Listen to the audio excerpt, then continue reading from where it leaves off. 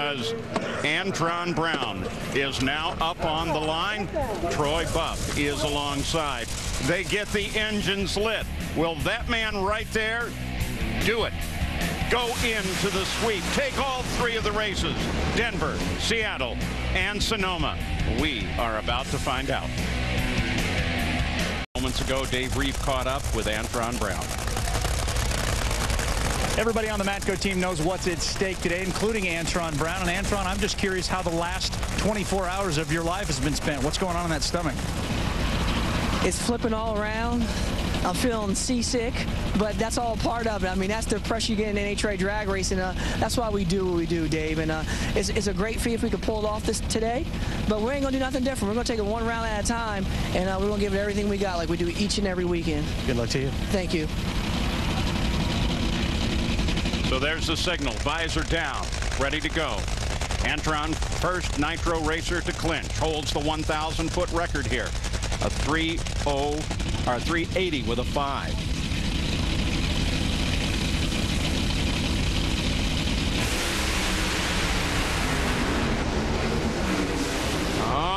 Okay, Antron Brown continues that march on.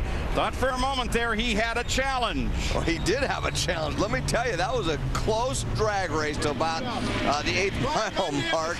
Brian Crotty, Bill Miller saying, man, that was just a good old drag race. Great job by both these teams. Nobody's going to hang their head on this one. The drivers left pretty much even. He had a slight advantage off the starting line, and they were pretty much dead even to the 8th mile. But Antron was running slightly quicker that 8th mile. That's what allowed him to pull away and get the finish at the 1,000-foot mark. And so the march towards the broom continues on. Antron can sweep the swing. Let's go to Dave Reeve. Well, Brian Karate, you've got 2 of the 3 out of the way. 1 round win here, still 3 to go. You were the best car the last 2 races. What kind of car do you have this weekend? I think we have a pretty consistent car. It goes up and down the racetrack just fine. We're not going to do anything out of the ordinary. On the racetrack. You got one that can win today, you think? Pardon me? Do you have a car that can win today? Yeah. It'll be fun.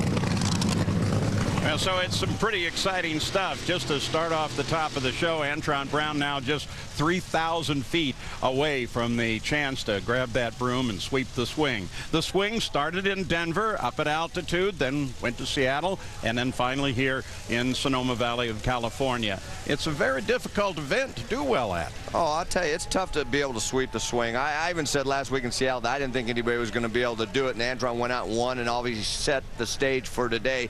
And like Brian Karate said, he feels he can because he has a very good car, and I can't argue with him. It's not easy. Conditions change all the time as you look at how hard these crew chiefs have to work when you go from 5,800 feet above sea level to here in Sonoma where it's only 15 feet above sea level, and you never know what you're going to get being this close to the bay. It could be 60 degrees or it could be 105 degrees. And added to that, most of the shops are on the western edge of Indianapolis, Indiana, and so getting your parts back and forth if you actually need something, that can be a bit of a challenge as well.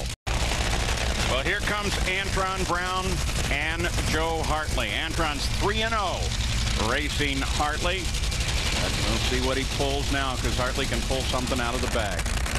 Definitely a different racetrack than it was in the first round, which normally is. You take a look at Antron Brown in his first 38 races in Pro Stock Motorcycle against Top Fuel. He's actually done a lot better job in Top Fuel. Let me tell you, he was a good Pro Stock Motorcycle rider. And you heard earlier how nervous he has been coming into this. Even Ron Capsay's a little nervous. Yeah, but we're all nervous before the engine starts, and that's normal. The key is once the engine starts, that all goes away. If it doesn't, then you're in trouble. Well, so he should be at this moment calmed down. They are pre-stage. Focusing on doing his job.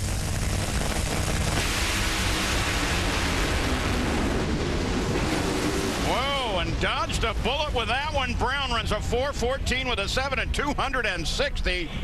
Hartley was coming, and they both had a little trouble. But the swing continues on for Antron Brown. Joe Hartley and Antron Brown had identical times to the 330-foot mark, but Antron had the advantage off the starting line, so he was ahead at that point.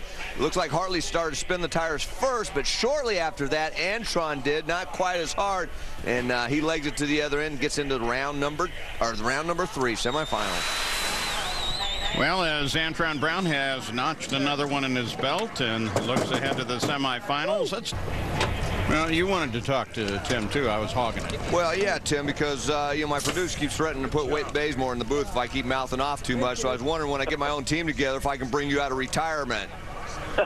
Well, Wiz is probably tied up with the bike races this past 3 weeks, and I've sort of been tied up. I haven't been able to do anything until the bike race is over in the morning.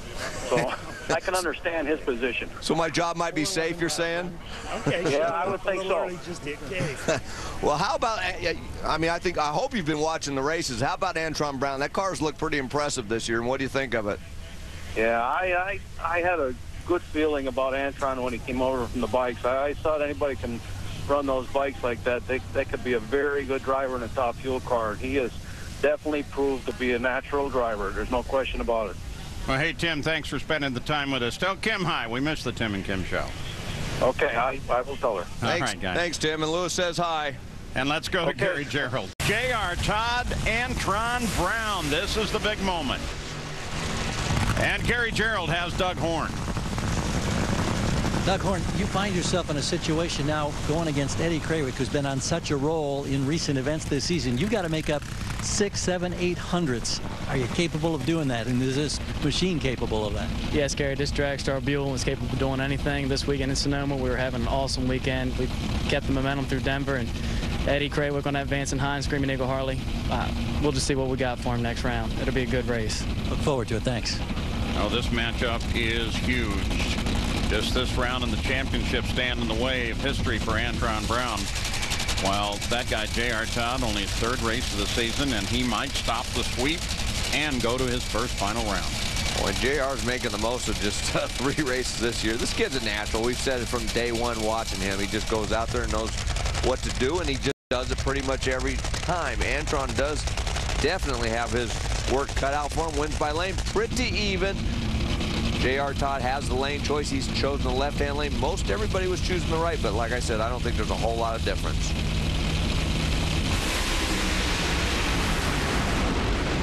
Oh.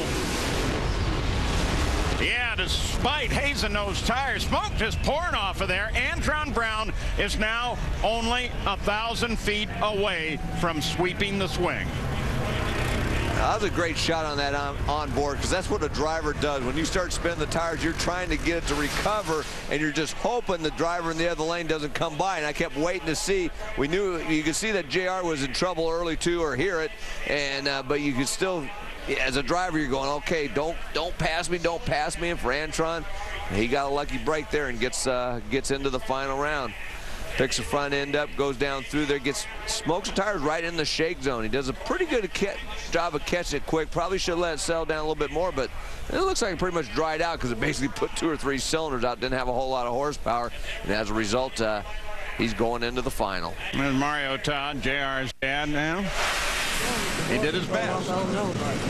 So the matchup for the final finds Antron Brown going against Corey McLenithan, who swept the swing. Antron Brown is trying to do just exactly that. Can he? Well, we'll talk to him in just a moment. Now do you want to talk sweep?